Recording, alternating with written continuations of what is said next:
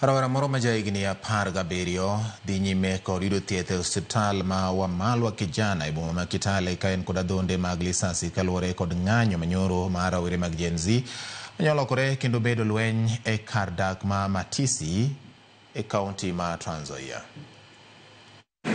Ma en Penina Nafula, waigi rawera manoyudo hinyruok e kinde ng'anyo mag rawere mag Gen Z. Gi pi wang'e ka chwer, olero kaka Sami Mundia oyudo hinyruok bang' goye kod lisasi e iye.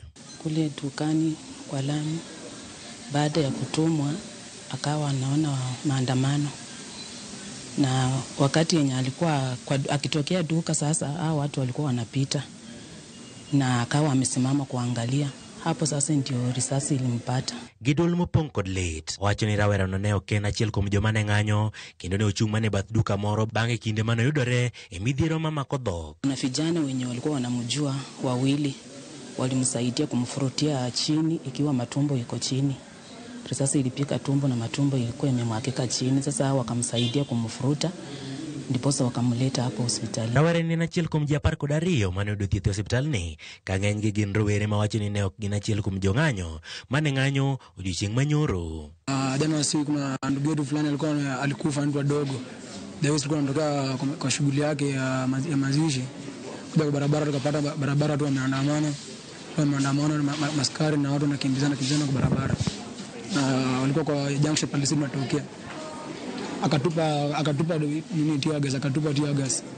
Na alikuwa ananilenga direct kwa kichwa. Kwa bahati mbaya ikashika hapa hivi.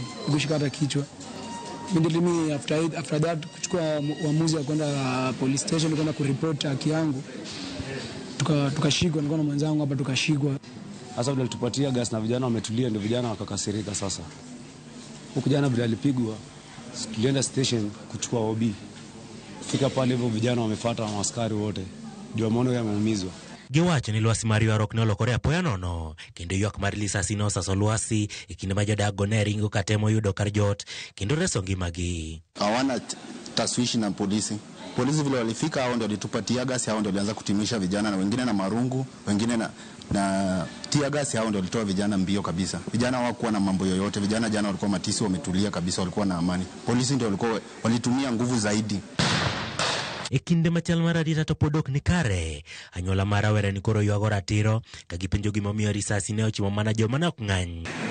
Armstrong Osutwa, Ramogi TV.